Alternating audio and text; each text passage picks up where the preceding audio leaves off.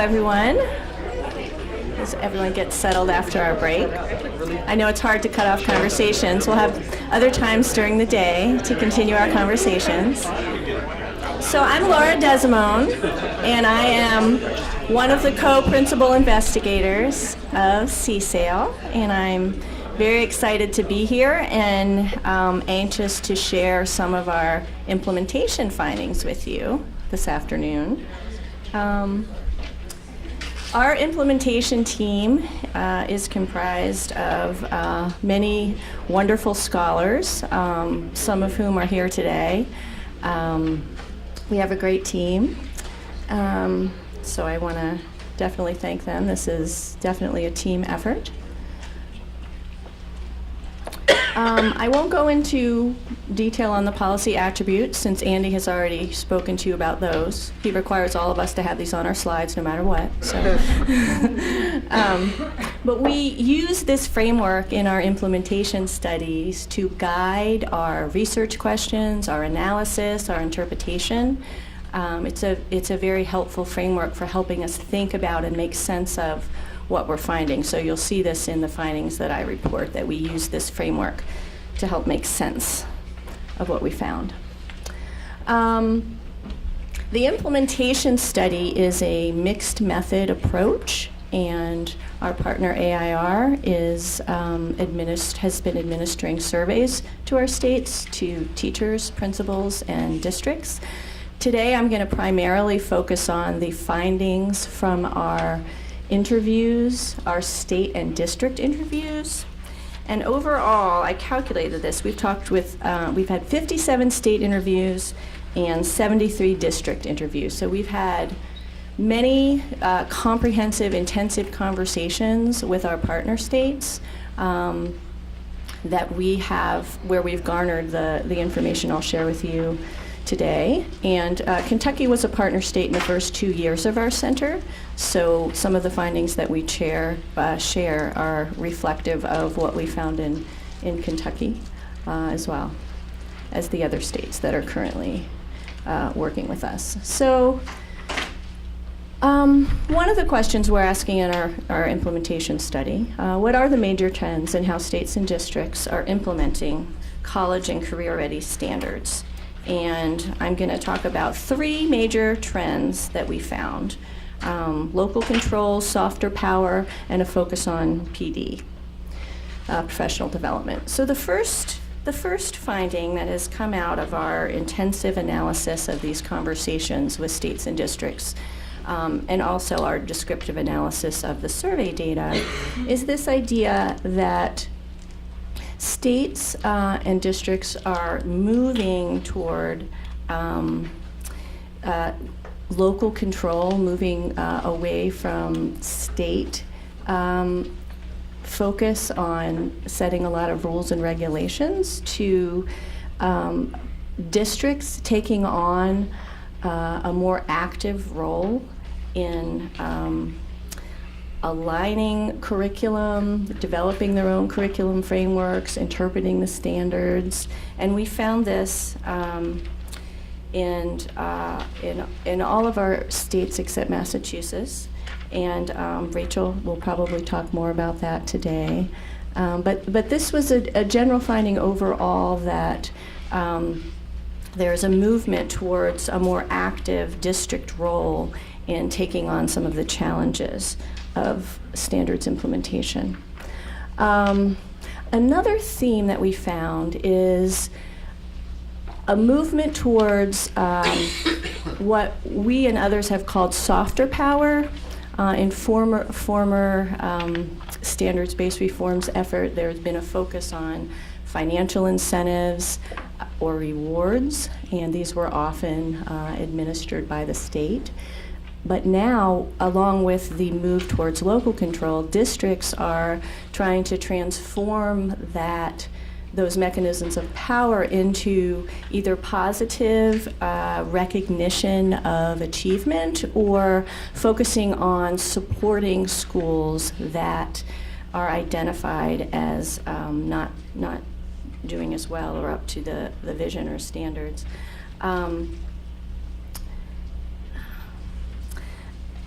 this, and just an example of this in Philadelphia is they're putting a lot of resources into their benchmarking and analytic management system, trying to encourage school leaders to use data for decision making. And one of the key themes that have come out, some of the conversations about that are related to this issue, are this idea of trying to move away from people thinking about using data for accountability purposes and kind of a gotcha mentality to using data to identify and solve problems. And that's just an example of this this gravitation towards the transformation, I would say, from the focus on compliance-oriented power mechanisms to trying to use leverage points for support and guidance. A third theme that we found was that districts, in embodying this new, for some, local control and responsibility for supporting teachers and leaders in understanding and enacting the standards, that they are using professional development, certain types of professional development, to enact this specificity and consistency and to build authority for these standards across their districts. And Penny and Teresa just talked about their focus on professional development as a mechanism for some of this, and that's a similar finding from our conversations with districts, that they were especially relying on instructional coaching as a mechanism for creating and supplying the specificity to the standards, helping teachers unpack them, understand what's really expected of them, how to align it to their particular curriculum, how to align it with particular classroom lessons. And also PLCs, professional learning communities. Our districts seem to be relying on them and using them to facilitate and encourage conversations about standards and the particular needs of students in their own districts. And also that this is a mechanism that seems to be fostering increased buy-in as well, because it's an active process where teachers are involved in making sense of the standards and developing lessons that they think are aligned to the standards. And then another important finding is the involvement of principals and school leaders in professional development for teachers, and that's something that has been a theme in our findings. And similarly, we'll talk about this later, the involvement of special education and English language learner teachers together in professional development with general ed teachers, again, as a mechanism to build this consistency and shared understanding of the standards. A second research question that we looked at are, as you know, CSAIL is especially interested in implementation and outcomes for subgroups, English language learners and students with disabilities, as well as other subgroups. So we looked specifically at, are there particular trends related to English language learners and special education students? And I'm just going to share one for each subgroup here.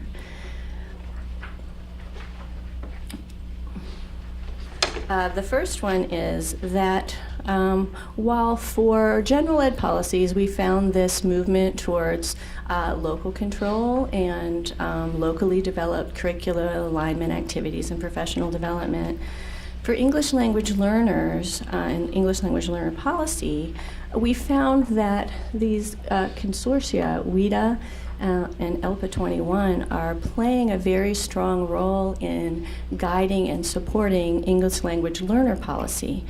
And this, again, is in contrast to the local control in other areas of policy. And there's Nelson Flores, our English language learner expert on our project, is developing a paper really focused on explaining this phenomena and why this seems to be a very strong area of support And Tim Bowles, the director of WIDA, is here, so I will learn more about that as the day progresses. But we thought this was a very noteworthy example of how a consortia can play a really strong role in supporting standards policy. For special education, we found an enduring theme that those of you who have studied special education wouldn't be surprised about, this kind of tension between the individualization of instruction and the idea of holding teachers and students accountable to certain standards at particular grade levels. So we wanted to learn about how people were dealing with this and struggling with this, and what kinds of innovations they were creating to address this. And I think Penny articulated this well when she said that, in Texas, trying to move away from a compliance-oriented attitude and more trying to provide districts with the support that they need to really take on this challenge. And that's really what we found, that states are trying to provide districts with the kind of supports that they need to be able to work with the particular challenges with special ed students in their district. Encouraging districts to collaborate, to use regional supports to address instruction in this area. And they, like other areas for other students, are really relying on instructional coaching as a mechanism to build this area and address the challenges here as well. Lastly, I'll just talk to you a little bit about what our plans are in the next year or so. We're now in the third year of CSAIL. And out of these first couple of years of talking to states and districts, we've learned so much, but it made us really want to talk more to teachers and get inside the classroom. We are with the FAST program, which we'll hear more about later. But in terms of general implementation, so we weren't doing that. So we have planned a study, which we've already started, where we're going to go into a set of districts in our partner state and do a kind of intensive case study approach, where we're talking to principals and teachers, general ed, English language learners, special education teachers. We're going to observe some classrooms, and we're really going to try to understand more deeply what's going on in the classroom, how the standards are being translated, what the challenges are, what some of the innovations are that schools and districts have created to address these challenges that we're all talking about today. And another theme that came out of our interviews was this reliance on regional education support centers. So in our interviews next year, we're going to focus in on that and try to get a deeper understanding of how that relationship is working and what role regional assistants and other support centers are playing in assisting districts in supporting their teachers in implementing standards. And then, of course, we're going to look over time. We've got survey data from our first 2 years, and then we'll have it in our later years, and we'll look at some of those trends over time to see how implementation is changing. Okay, I will turn it over to the panel, to Amy.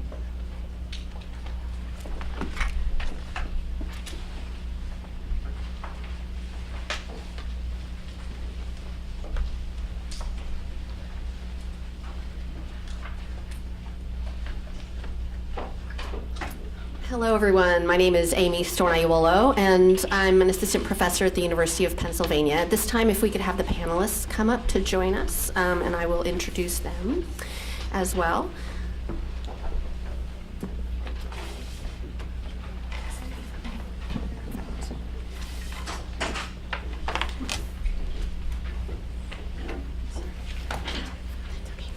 So I am working with Laura Desimone and the rest of the researchers on the implementation study as part of CSAIL since year one.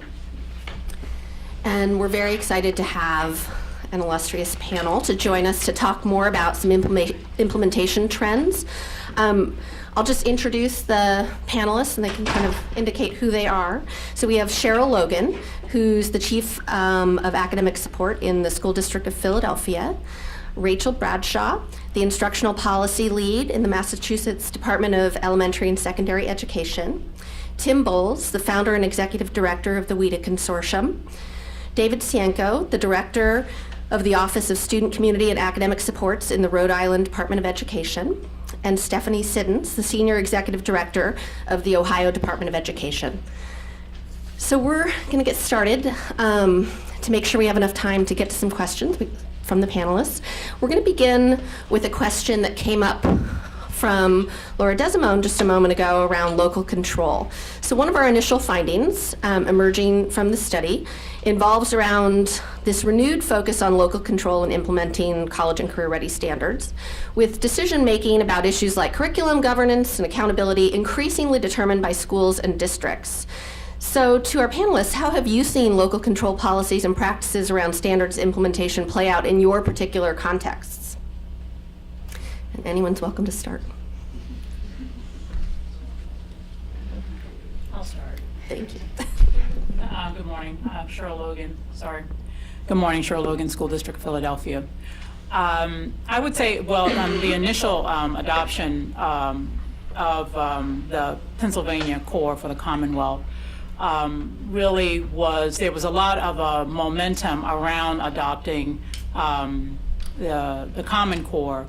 However, if you're aware of the politics in the legislature in the bicameral in the Commonwealth, you will know that, the discussions were really, a lot of mumbling around the standards, and then mumble Obama, and then they ended up adopting their own PA Core standards. They're not dissimilar, really, quite frankly, from the Common Core. And then recently, just in terms of accountability, an accountability index, the Commonwealth adopted the Future Ready Index, which is very similar to, I like to look at Georgia. It's very similar to that.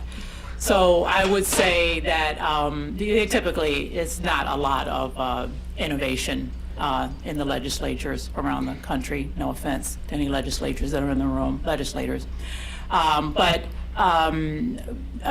Basically, we have our PDE standards, and we, they're adopted by the legislature, and they have to actually be changed by them. So as there was some momentum recently around many districts and many other states around the nation going away from anything that had the word core in it, they decided that it was just not, the juice wasn't worth the squeezing in terms of moving it at this time.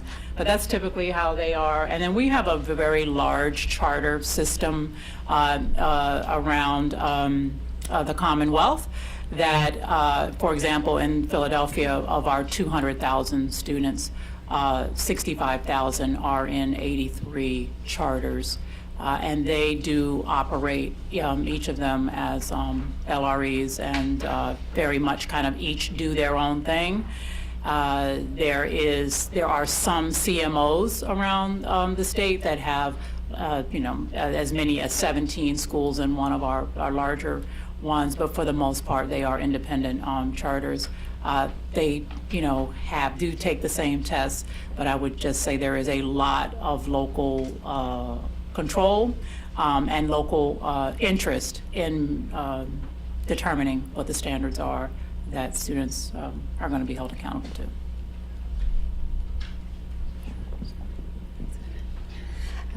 Good morning, Stephanie Siddons from Ohio. So Ohio has state law that mandates that the State Board of Education adopt standards in all content areas, and then model curriculum as well. And although we call it curriculum, that means a set of guidance and instructional strategies and resources that support implementation, but it is not actual curriculum. State law requires that local boards for school districts adopt their own curriculum.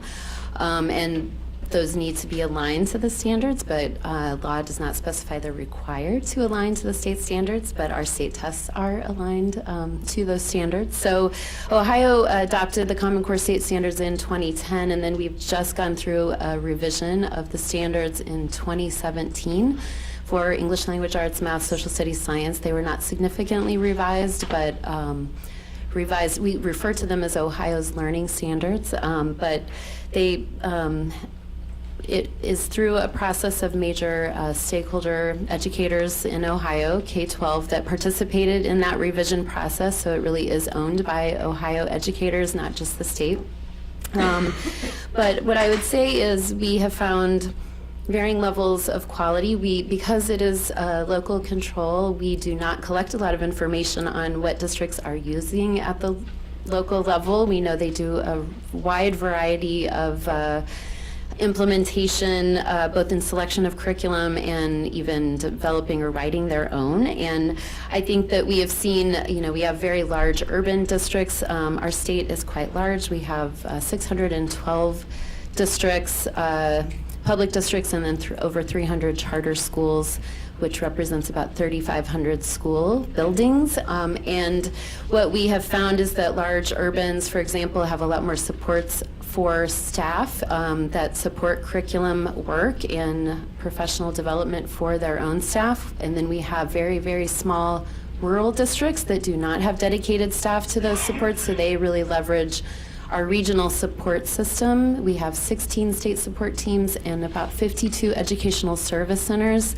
throughout the state. Our 16 state support teams are responsible for our state system of support, and our educational service centers to some extent partner with those state support teams, but they also handle its fee-for-service support for districts in some cases. And so the state is really always trying to figure out how best to engage those regional entities to help support our districts. So I would just say we have encountered, I'll probably get a chance to talk later about some of those challenges, but it is really based on how can we engage with those regional entities to support districts, and how can the state department, which doesn't have a tremendous staff to be able to do the supports, how we can do that. And we have about 3 English language arts staff, 3 math staff, to get a sense of the capacity. So that's a challenge too. Oh, and I think, Andy, you may have been referring to Ohio when you referred to a state that has had 3 different tests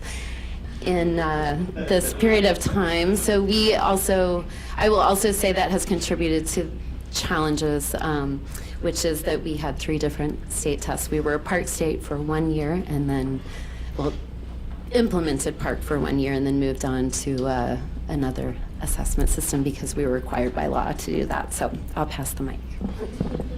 Thanks, Stephanie. David Cianco, Rhode Island Department of Education. Just kind of give you some perspective on scale. I almost missed my flight here last night. It was the last flight to D.C. In the day, and there was a backup on the highway. Apparently, a deer was hitting on the highway and caused quite a jam. And it wouldn't have been such a problem, but it was our only deer. Just want to make sure you're all awake and with me. Great. We're small, but we struggle from the same challenge that many of my colleagues struggle with, in that we are now up to 50 independent entities. We have 39 school districts, up to 15 charter schools, plus state-operated schools that have their own authorities. So in a small state with 50 different personalities, it's like working with Sybil. It's crazy. So we really have some challenges. We have strong local control, but 3 things I would just add to the conversation, ditto everything everyone else has said. I was happy to hear the results of the implementation study because it speaks to where we are as a state. We're definitely, although we're not part of the study, we're seeing the same evidence within our practice within our state. One thing that the standards have certainly helped us do, and we've always adopted fairly rigorous standards and moved to the Common Core state standards, is it has created more consistently, particularly for diverse populations, students with disabilities. When I started in this business as a special education teacher, you would be trying to adapt and modify curriculum and instruction to Mrs. Smith's classroom versus Mr. Jones' classroom versus the other 3rd grade down the hall. And now at least all the 3rd grades are teaching from the same playbook.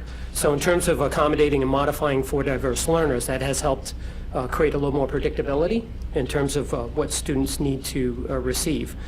The second thing I would point to is that we have very, very competent people who teach in our schools every day, who are building level administrators and district level administrators in special ed, ELL, and curriculum. And we need to trust them. They're as educated as we are in terms of their training and their practice, and we need to create conditions for them to collaborate more and share more about what's working and what's emerging. We don't have to be the answer authority as the state education agency, but we have to create the conditions for that dialogue to take place. So I think that's been a pretty substantial change in our state level practice. And then creating those opportunities to create those like-about groups where the data's the data doesn't lie, and let's look at that data, and let's create opportunities where schools and districts make decisions about that data. Real good example would be with our tiered intervention work. We had a district where we were working in a number of schools, and they identified social emotional learning as their greatest need. We looked at their math scores and were not impressed, but they decided to lead the conversation with social emotional learning. It wasn't about social emotional learning, math, ELA, science. It was about creating the cultural change in the district to use data to inform decision-making, data-based individualization. And so we went with them on that. But within a year and a half, they came around and began to look at their math scores and say, you know what, we thought it was social emotional, but we're struggling in math as well, and maybe we need to put some energy there. But they owned it, not us. It wasn't us ordering them to do something. They identified the gap in their performance, and then we provided them with structures and opportunities to have a thoughtful conversation about addressing those gaps. So those are my three thoughts related to the topic, the first question. Yes, so I'm Tim Bowles from WIDA.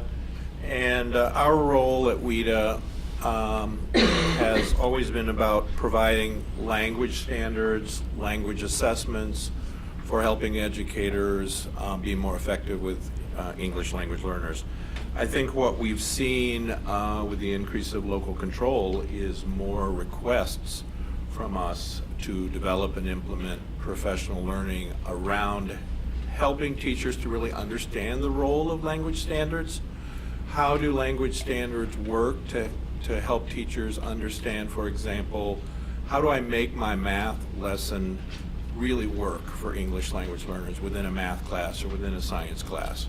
So I think language standards really play a different role than content standards in that they're there to help teachers think about the language demands of the classrooms. I agree that as the last panel said, that language standards are, or any standards for that matter, are not always what teachers are paying attention to. But I think what we build around those standards in terms of helping teachers to understand the how, understand how to go forward in classrooms and make their instruction successful, right, through addressing those language demands, making their classrooms language and literacy rich.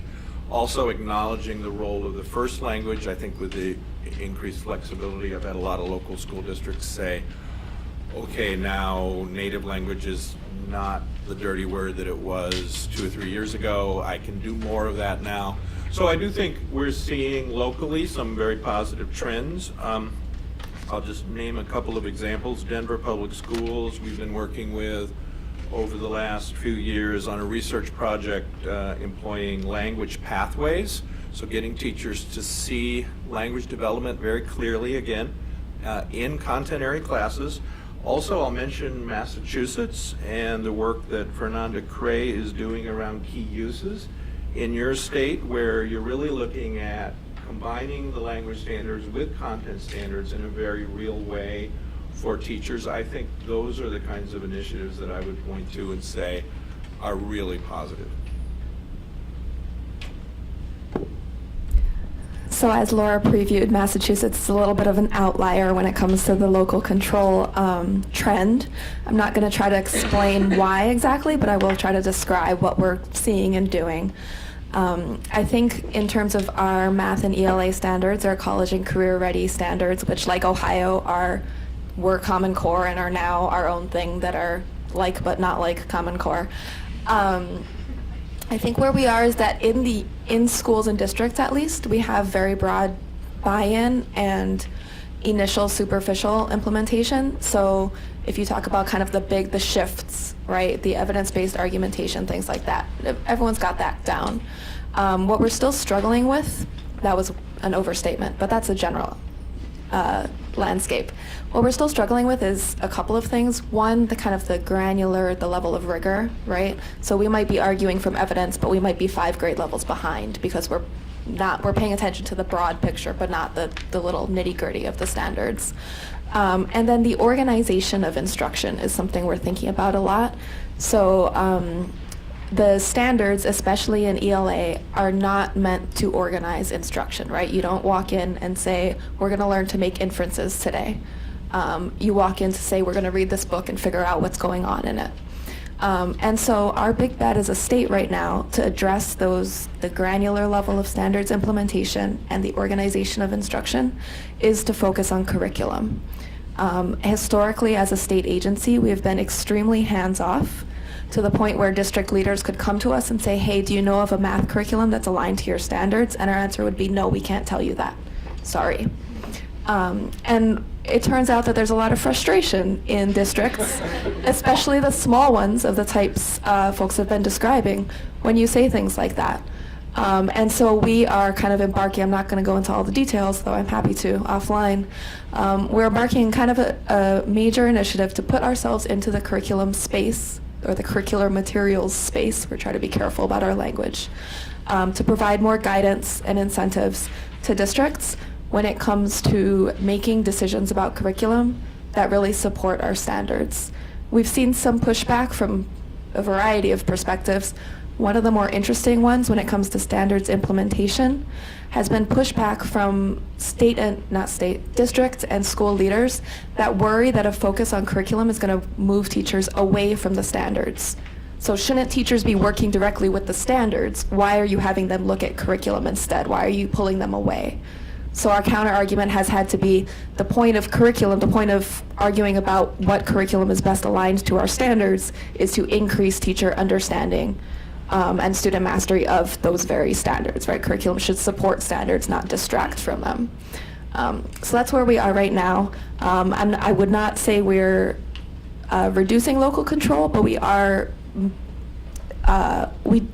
taking much more of a stand when it comes to the specifics of what it means to implement our standards. Thank you, panelists. That was actually a really helpful overview. And I'm just going to, in the interest of making sure we get to some questions about the special populations that we're interested in the implementation team, to holding off to coming back to the innovations and challenges that you've seen, and to thinking for a minute about working with English language learners and students with disabilities. One of the themes that's come up that Laura talked about was the need to differentiate instruction has come up quite a bit in our interviews, and we'd like to have you think for a minute and talk about how either you've approached issues of differentiation in your particular context, or how you work to support educators in differentiating instruction for ELL and students with disabilities. Because I like symmetry, I'll start again. Well, I think a lot of it is to focus on what students can do versus what students are still struggling to learn. And that is not necessarily intuitive for our teachers, but to help, especially with our English language learners, for teachers to understand the rich set of skills that students do bring to the table. I often say, anytime I'm talking about English language learners, because I have learned a second language to proficiency, and usually when you think about those people, not me, but usually when you think about people who have learned a second language, you think, those are some pretty smart people, right? If you think about your adult friends who can speak a second language, and we don't give that same grace to kids who are 5, or kids who are autistic, or kids who may have an intellectual disability who also can speak a second language. And so I think Brian talked a little bit about prior, was that whole shift around mindset shift that has to occur with folks about seeing opportunities rather than challenges in the work. And that has to begin with the leadership. It has to begin with the leadership of school principals as they think about how they're setting the conditions in terms of whether or not they roster their students so that teachers can push in. Because one of the things that you see, especially in the early grades, is kids are out of the classroom so much that when they get back in and they're already reorienting around a lot of other things, and they do demonstrate a lot of tenacity about being able to do it. But at some point, if you're out of the reading block for 45 minutes or an hour, you really probably miss some. You might miss the letter W. And so, thinking about how if you're going to have a pull-out model, keeping the content specific and maybe some of the strategies obviously a little different, but using your principal leadership as a huge lever on setting the conditions for and the expectations. So another term that I thought I was going to jump off a building when I first came. I've been in Philadelphia 5 years, and someone kept talking about ESOL-friendly classes. I'm like, what in the world is an ESOL-friendly class? Now, obviously, intellectually, I knew what it was, but I thought about the opposite, right? So just hearing it makes my skin crawl. Right, Nelson? Right, Dr. Flores? And so, having the conversation about that is not the right way to talk about, because how you talk about something is how you think about it, is how you're going to act. And, you have to work with school leaders have set the conditions. I look at one school, two very similar schools where you have completely different philosophies about how kids will do. One is asset-based, and guess what? The kids do better. It's not really rocket science. So how we think about that is huge for us in Philadelphia. And we do have very large concentrated populations of English language learners that are also really poor. So it's also about the kind of support that some of those students will need just to be able to attend.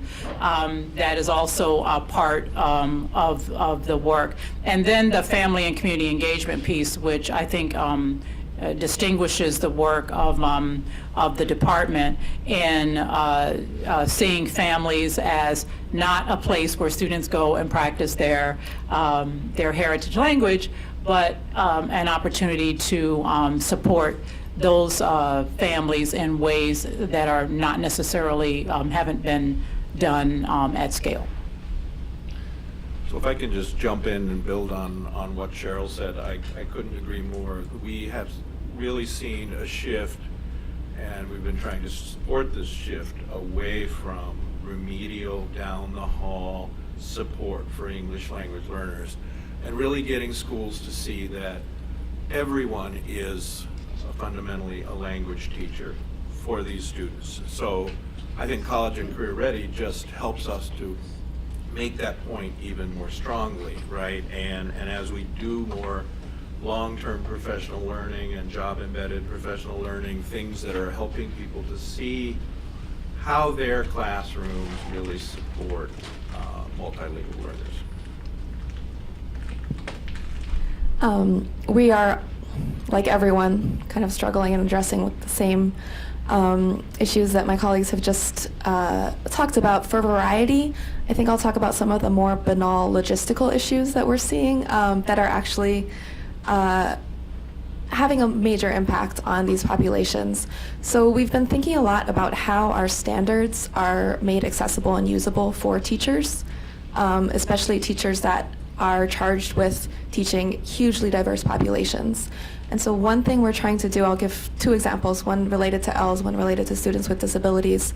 One thing we're doing, and Tim alluded to this a few minutes ago, we are attempting to build a sort of an online platform where our standards, rather than being one large PDF, are much more navigable, kind of like what Penny was talking about with Texas a little bit ago. But one thing we want to do, one kind of concrete support we want for teachers of English learners, is to embed supports right into the standards, so that if a standard says classify or categorize or sort, right, this is a common thing across subject areas, wouldn't it be nice if teachers could click and there's a graphic organizer or sentence starters or whatever it may be that can support their English learners to master that content level standard. So really making it easy, making Rebecca Kokler in Louisiana talks about making the best thing the easiest thing. Really trying to make it, teaching is really hard, and putting resources at teachers' fingertips is something we're trying to focus on. Similarly, for students with disabilities, we learned relatively recently, there's a document floating around Massachusetts that is entry points to our state assessment. It's called the MCAS alternate. And it's meant for students who do not take our state assessment, who take an alternate assessment, which is a very small percentage of students. But what it is kind of simplified, scaffolded versions of our standards. And what we're hearing is that teachers of students with disabilities or students without disabilities who are working behind grade level are using these in the classroom, which is not the document's intended use, but because it's something that relates to kind of scaffolding toward standards, there it is. And so what we need to do as a Center for Instructional Support is fill the vacuum and provide resources that are, again, at teachers' fingertips that they can use to get students with disabilities and other students struggling who may or may not be English learners or students with disabilities to master our standards. So that's kind of our banal approach.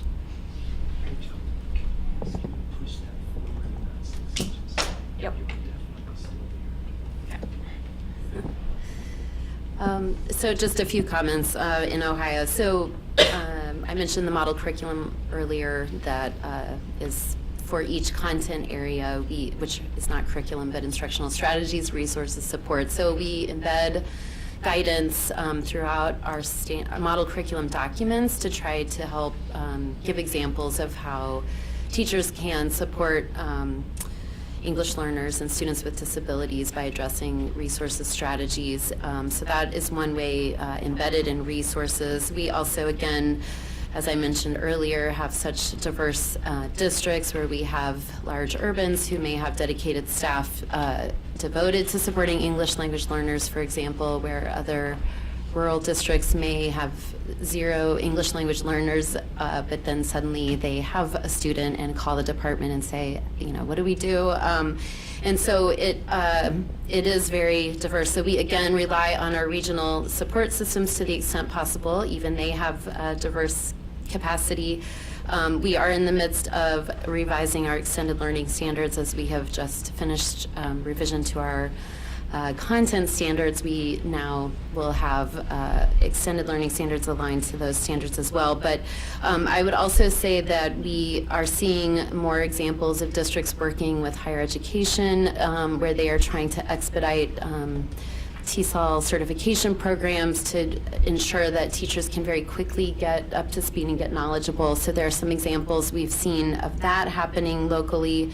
And then we have also targeted funding efforts where we are trying to, so for example, Ohio is a striving readers state, received U.S. Department of Education funds. So part of our effort for local awards, the large majority of that funding goes out to local programs. We are trying to really focus on programs that have high quality literacy plans that then target students with disabilities, English learners, children in poverty to really support their achievement. So we're hoping some of those targeted funding efforts will promote innovation and work there where we haven't yet awarded but are in the process of reading our grants. So those are some examples. Thank you, Stephanie. So just 3 quick things maybe for us to think about, and echoing all of my colleagues on the panel, but one thing is, and Tim talked about this, is the embracing second language as an asset rather than a liability.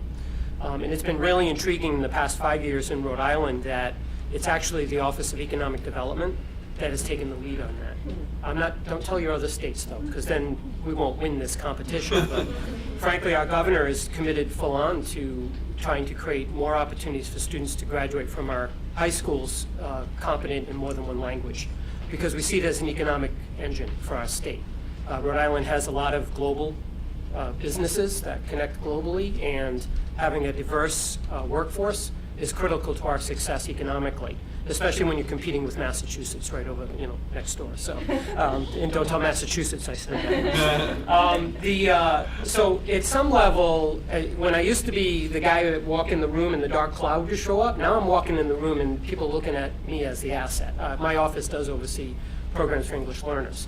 So one of the things we're most excited about, beginning with the class of 2020, is students will be able to earn a badge on a high school diploma as a seal of biliteracy. In addition to a process, we've created pathway endorsements where students would be able to go deeper learning in a particular area like STEM, and will actually be able to graduate not just with a high school diploma, but with that added badge to their credential. And the seal of biliteracy is one of those things that our guidance is almost done. In fact, by next week, I think we'll be launching our guidance to the districts in terms of how to implement. So again, that's changed the dynamic around this. We've seen many of our districts start to create dual language programs, and it's not just in the urban core. Some of our suburban communities, particularly where the university is, now has grades K through 4 dual language program. And so people begin to realize that this is an asset, not a liability. So this helps level the playing field a bit. Second thought is in terms of human capital. When I used to teach special education at the college, I would often survey my students to say, how many of you are going into special education because it's going to get you a job? It's going to get your foot in the door. And more than 50%, closer to 60%, this is not an empirical study, but more than 60% of students would raise their hands and say, yes, I'm getting a special ed certification because it'll get me in the door, so someday I'll get that 4th grade class I always wanted to teach. We don't have the advantage of that with ESL. We don't have the advantage of the workforce that came into our industry having experience with English learners. That wasn't a way to punch your ticket. It is now. If you know someone, a young person who has their ESL certification, tell them to move to Rhode Island, because we have substantial shortages in that area in terms of certification. But we didn't have that pipeline like we had for special ed. So when you're approaching a general ed teacher who's now teaching that 4th grade classroom, and you're talking about accommodations and modifications, they had that training at the pre-service level, and they know what you're talking about. But in terms of diversifying for English learners, we don't necessarily have that history. So we're still on that curve. The last thing I'll just say has to do with protecting. In our state, there are folks who started in ESL early in their career and have become so wedded to the practices they hold that they see it that anything we want to change with that is actually a threat to the children that they want to advocate for. It looks a lot to me like my experience 25 years ago when special ed was just first starting.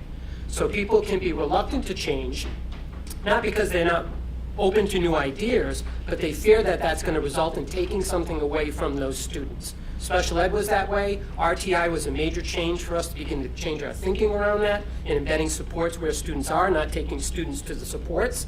And we need to change that same conversation for English learners right now. And I think politically, as a state, I need to overcome that, because these folks will be more than willing to go to our General Assembly and try to pass a law that will prevent kids who are English learners from being taught in a general ed setting without someone they feel is not fully qualified. So it's a little bit of a political struggle as well. So we are going to move to our question and answer period now, and Laura Desimone's going to come up and answer questions, and you can ask also the panelists questions. But what we didn't get to were some questions around some challenges that they've seen, to kind of unpack some of the challenges that we heard a little bit about, and some innovations that they've seen on the ground. So if anyone has questions about that, I know the panelists are prepared to talk about some of those as well. But please join me in thanking the panel for a great conversation.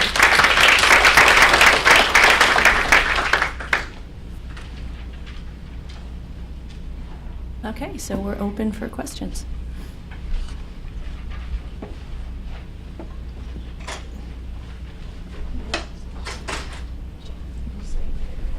Yeah, I really like your opinion on this. So we've been looking at students in schools. Yes, I think it's running out of batteries. so am I. We can share. This is good. I can We've get been steps looking in. at, Hold on, Yuri. 1 second. schools in which students whose home language is Spanish overperform in a statistical sense in Florida, Texas, and California. And I want to check us what we were surprised by to see if this is anomalous or is grounded in your experience. What we're seeing is that those students tend to be in schools which have academic language learning as a strong normative concern of the school. We're not finding it happening. We always find some individual teachers here and there who are amazing. But the extent to which the high performers are concentrated in schools in which it's easy for new teachers to adopt sophisticated practices is at a higher level than I've seen for anything else. Schools always matter, but it seems, I would say 3 or 4 times as much for students who are Spanish home language speakers. So the school level work seems to be the outstanding feature and necessary for individual teacher professional development to work. So is this just are we off base, or is there something here that jives with your experience as well? No, I think that jives with my experience, and I think it jives with what the research has been saying, that language learning takes place all day long in every classroom, everywhere. And the truly effective schools are those schools that see where the content teachers are language teachers and the language teachers are content teachers, and we're all working together. We're starting with an assets-based mentality. I also think it points to a role, something that David was getting at, the role of professionalism of ESL teachers and how we position them, right? Because in too many of those previous model schools, the ESL teacher, even if they're certified, is really working as a glorified aide, right? And we really need to have the ESL teachers see themselves as vital professionals who work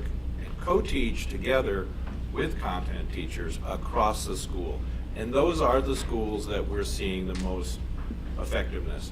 There are also schools that honor cultures of the students, they honor the native language, they build upon those foundations, and they really work to make sure that every classroom is a place where language is accessible, right? So it's that access to high-level content, but that continual support, that language differentiation delivered across the school.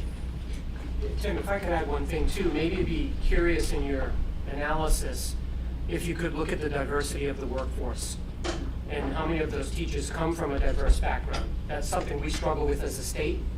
We're very Anglo, and so is our teaching ranks. It's a very good profession, it's a good middle-income job, and what we struggle with is that the person in front of the room does not reflect the diversity of the students in the seats.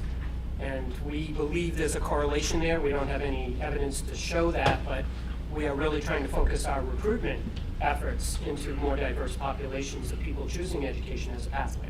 I'm curious, especially the states that you mentioned.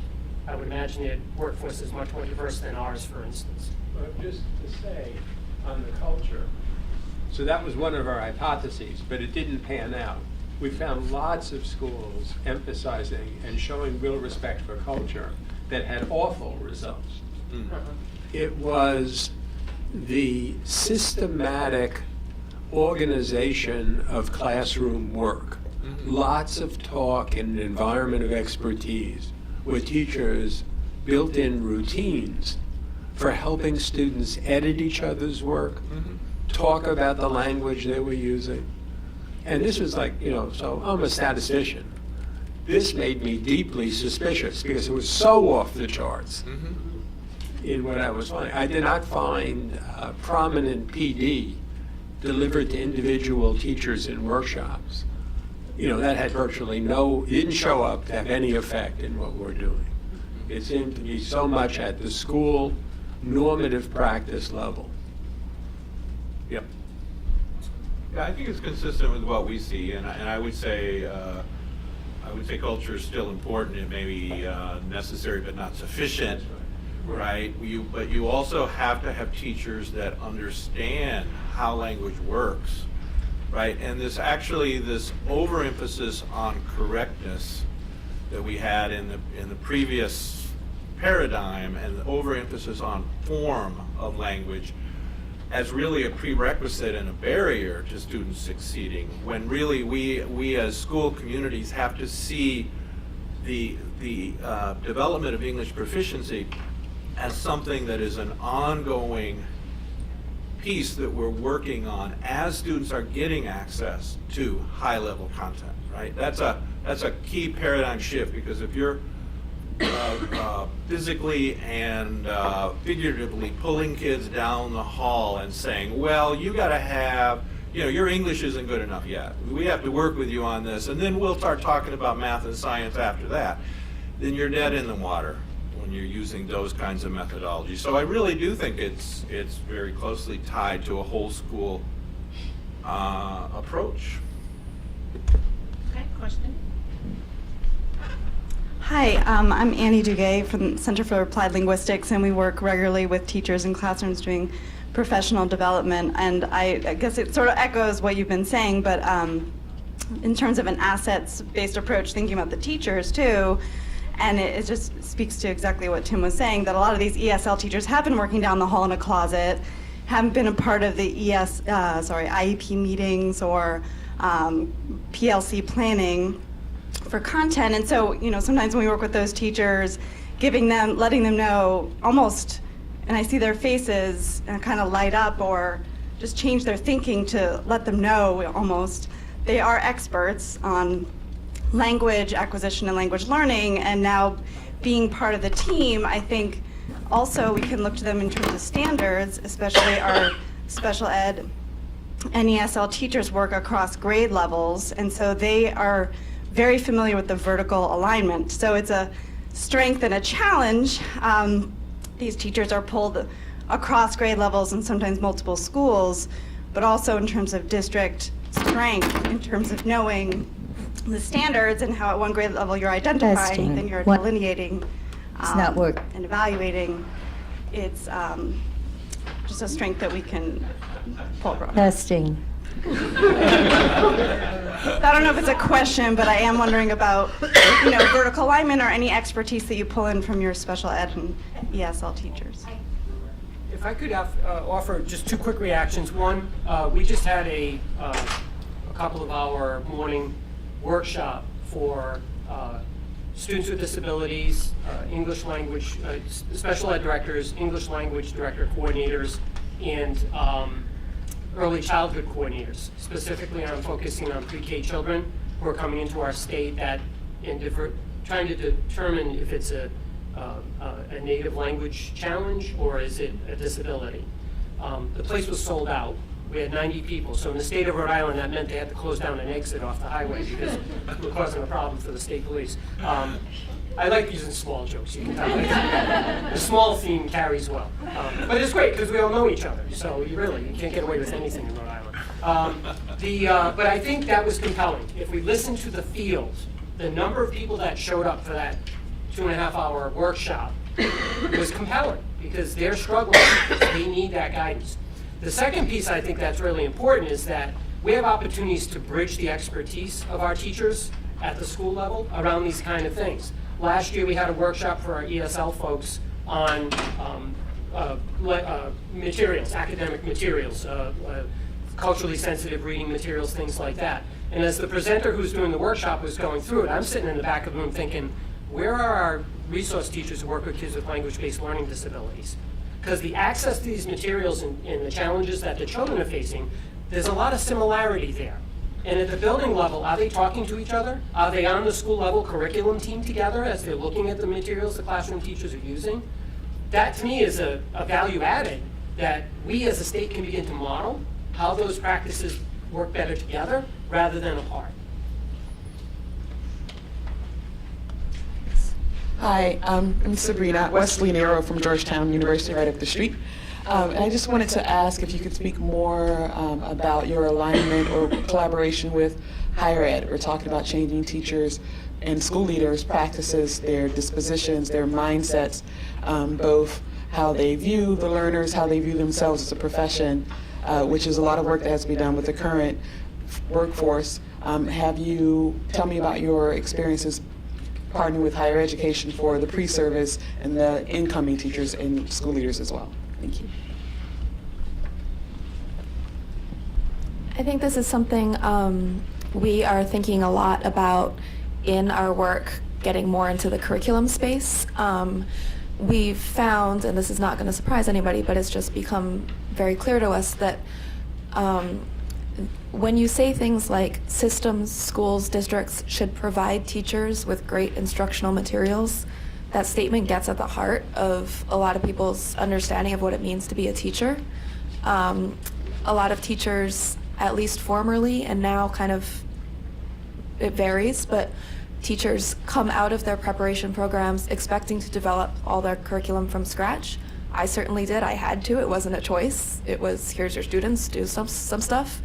And so the idea of here's your students and here's your core curricular materials, and now take your expertise and use it to make those materials really work for the students that you're teaching, rather than developing or looking for materials, is a big shift that we are working to make. And honestly, a lot of our standards and regulations and stuff like that for teacher prep are not aligned to our own updated messaging on curricular materials, right? So it's an internal alignment struggle within the agency. And so one kind of concrete thing we're hoping to do is to partner with some educator prep faculty and develop a model course for teacher candidates to help them assess curricular materials for alignment to the Massachusetts standards. And that's just something we have not done anything of the sort with before. But we're hoping that can help get consistency of messaging so that all the way from our prep programs into the profession, teachers are hearing and thinking and identifying in similar ways so they don't get whiplash. I would say in Philadelphia, one of the universities in town recently received a grant to continue the support of their teachers once they have graduated. And so they will continue that support for 2 years. And part of it is to, you're preparing, even though many of the students at this particular university may have student taught in the city or in the very close-in suburbs, they still aren't prepared to meet the challenges, especially around standards, around a bunch of the social emotional needs of their students, all of those, the academic and non-academic support students need to be successful. And so they're going to be continuing that support for the first 2 years in 7 schools in North Philadelphia, and doing a study to talk about to see whether or not these teachers continue after year 5, because typically somewhere between 3 and 5 they choose to do something else. I think there are a lot of other factors that go into that choice in terms of where young people are today. I have a 27-year-old daughter who is a teacher, and every day she's like, Mom, well, on the days that she decides to call me, she tells me, she's not sure if she's going to, if she's going to, and she's working on her master's degree, in special education. So, she's somebody, I think, she's a person of color. I mean, they're trying to do everything they can to maintain her in the profession. I just think that there's some other factors that are kind of that are part of what young people want to do. I think she's representative of that. But that's one of the approaches that they're doing, and the training, some of the additional training they receive is in for working with English language learners, and also for working with students who have disabilities. We have time for one more question. Doug Fuchs has been trying to get in here for a while. Thanks, Laura. I'd like to thank the panel for a very interesting discussion. And I'd like to play, I guess, a little bit with comments that Rachel and David especially made. We all know that there's this very large and persistent gap between research and practice. And one of the reasons for its persistence is that it's multiply determined. There are many reasons that contribute to this gap. Here's one. It's typically the problem, the research to practice gap is typically conceptualized in terms of either bottom-up or top-down. Bottom-up is researchers or researchers working with State Department people or some other entity ends up telling teachers and school-based administrators what to do. The bottom-up is implicitly a rejection of the top-down, and it's generally a feeling that teachers know best about what to do with their kids. And after spending a long time as a researcher, I've become increasingly convinced that a potential solution or partial solution to the research to practice gap is both a top-down and a bottom-up. The top has to meet the bottom, in quotes, the top and bottom have to meet somewhere. And some people refer to this as translational research, and I think it's there's a lot of people talk about it glibly, but I think there's really a lot of potential and a lot of questions that aren't being considered as to how to move research into practice and how practice can productively transform the research. There's also a huge gap between policy and practice. And listening to Rachel and David and others this morning, it occurred to me, and it may be just me because I'm not strictly a policy guy, so what I'm going to say is maybe very naive and obvious to you guys, but it seems like there's an equally important need for translational research to help bridge policy and practice. Part of this is something that Rachel said about trying to, my word, not hers, operationalize policy. Make